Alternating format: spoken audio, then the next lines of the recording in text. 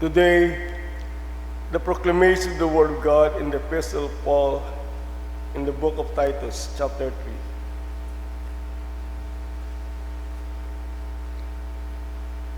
3. Remind them to be subject to the rulers and authorities to obey, to be ready for every good work, to speak evil of no one, to be faithful and gentle, showing all humility to all men. For we ourselves, we are also one faultless, disobedient, deceived, serving various lusts and pleasures, living in malice and envy, hateful, hating one another. But when the kindness and the love of God, our Savior, toward man appeared, not by works of righteousness, which we have done, but according to His mercy, He saved us, through the washing of regeneration and the renewing of the Holy Spirit, whom He poured out on us abundantly, through Jesus Christ our Savior, that having been justified by His grace, we should become heirs according to the hope of eternal life. The word of the Lord. Thanks be to God. Please stand for our responsorial psalm in Psalm 23. Our responsorial is, "The Lord is my shepherd, there is nothing I shall want." Altogether, The Lord is my shepherd, there is nothing I shall want. The Lord is my shepherd, I shall not want. He makes me lie down in the green pastures. He leads me beside the still waters. He restores my soul. Response: The Lord is my shepherd, there is nothing I shall want. He leads me the paths of righteousness for His name's sake. Yet though I walk through the valley of shadow of death, I will fear no evil, for You are with me. Your rod and Your staff, they comfort me. Response: The Lord is my shepherd, there is nothing I shall want. You prepare the table before me in the presence of my enemies. You anoint my head with oil, my cup runs over. Response: The Lord is my shepherd, there is nothing I shall want. Surely goodness and mercy shall follow me all the days of my life, and I dwell in the house of the Lord forever. Response: The Lord is my shepherd, there is nothing I shall want. Glory be to the Father, and to the Son, and to the Holy Spirit. As it was in the beginning, is now, ever shall be, world without end. Amen.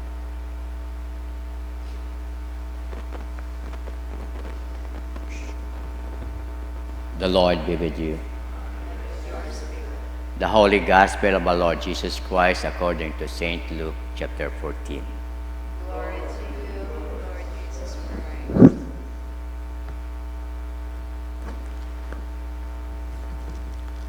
We are reading in Luke's Gospel, chapter 17, beginning from verse 11 to verse 19.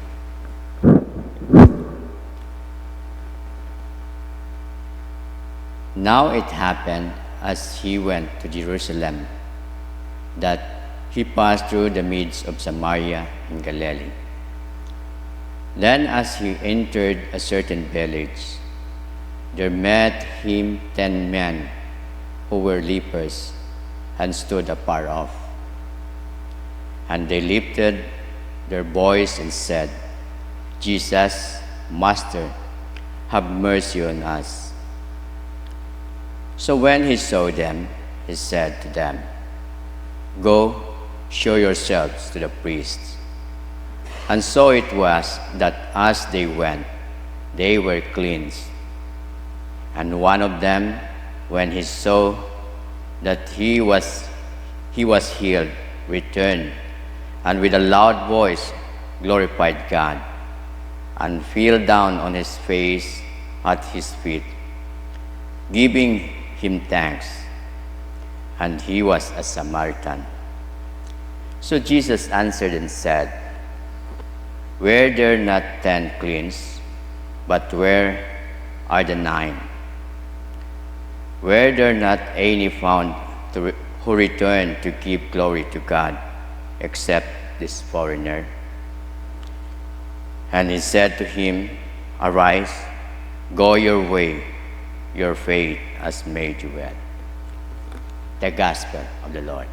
Praise to you, Lord Jesus Christ. Please be seated. Good morning. Sa aton nga ni nga daily life nga encounter sa mga tawo, may mga butang nga mga tawo nga ginhimo katong mayad-ayad. Ngani, we respond, appreciate ang mga mayad nga ginhimo with a response of thank you. Thank you. Tawan kita itpabor, response naton thank you. Agruin natong custom bilat mga Pilipino nga. Tawan kita, obrahan kita at mayad-ayad nga butang. Gina-appreciate kita naton. Aton gidarang nga ginapasalamatan nga. Pasalamatan kita tawo nga nagtao katon. Itpabor. Mayad-ayad nga butang ginaghimo. Di karanganin sa aton nga gospel. The story of the 10 lepers or dayang nga mga aroon. And we know nga dayang nga napuyo nga nga ka mga aroon. They have faith in Jesus. Nabato ng daran ng ginapangayo kay Jesus.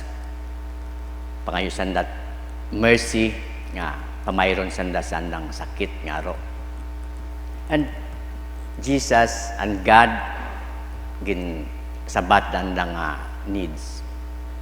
But di ka natin makita do aton nga response dayang napugo nga ka aroon.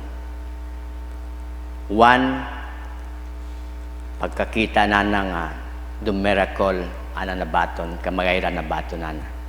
Nagbalik imaw kay Jesus. Nagpasalamat. Glorify God. But Jesus, nagpangutan na, napugo bagamana ka mo, ngayong pamayad, sindo siyang. Sindo siyang. Reminder, katon. Sa aton nga, adlaw-adlaw, kabuhi, may mga needs kita. Many of us, halos total manggaranon man o pobre may kinahanglan mukon man it physical or maybe material, maybe spiritual. But one thing raton yung paabot di kara paabot sayang mensahe ag lesson katon to remind, appreciate what is the good things nga ginobra Diyos sa aton nga kabuhi.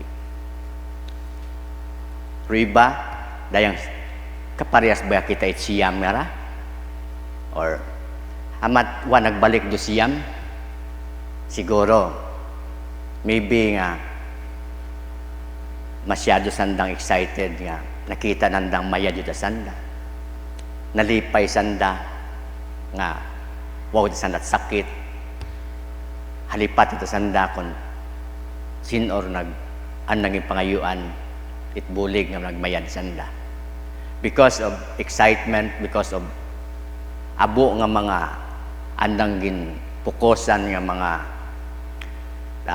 sitwasyon or mga andang parehas kung makaagtutan kara makibahan ito na akong karakon nga mga akong pamilya.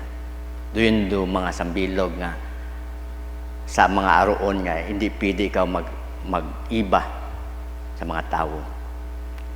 Hindi ka natin makita. Kapares ba kita ko response siyam nga ra? Or kapares kita ko response kuraya nga sambilog. Appreciate the good things that ginhimo it Diyos sa aton nga kabuhi. Sa ako niya ni pasalamat ako. Makaron buhi ako. Dahil kabii tanan da akong pananamgo puro patay. Ngani It is miracle nga buhi bisan kita katugog kita may unaon nga hindi kabugtaw nga ning iba, but this is a miracle nga ginahimo it Dios sa aton nga kabuhi. Small things nga ginahimo it Dios sa aton nga kabuhi. Let us give Him thanks. Bad situation or good situation, let us give thanks to God. Appreciate the bad situation. Let us give thanks to God because He worked to become that bad situation become good situation. Amen. Always in small things and in big things happen sa aton nga kabuhi. Let us gibalik naton yung pagpasalamat sa Dios, yung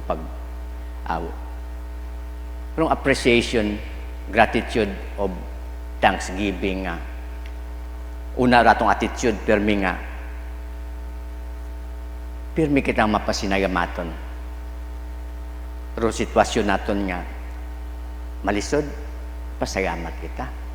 Dahil may Diyos kita, di wa kita madugay pag-aom nga may Diyos kita nga imaw magabulig katon. Nga arong bad situation become ma-overcome naton ag maduga ro yung bad situation nga become good. And daya ro reminder katon nga bukon kita parihas ko siyam reminder katon nga remind kita nga lipatan yang naton dong ginhimo i Dios sa aton nga kabuhi. Pabay dahil natapos ra atong problema, wawon kita nagbalik ang nagpasalamat sa Dios. And some of us maybe nalipatan do yung mga attitude, appreciate it, good things ang ginhimo i Dios katon. Everyone, there is always a miracle nga ginahimo i Dios sa aton nga kabuhi. Namatwa naton na apresyar mga butang aron makaron. The attitude of the Samaritan nga una man katon. Let us give thanks to God, return to God with a humble heart to thank Him always. Amen. Please stand.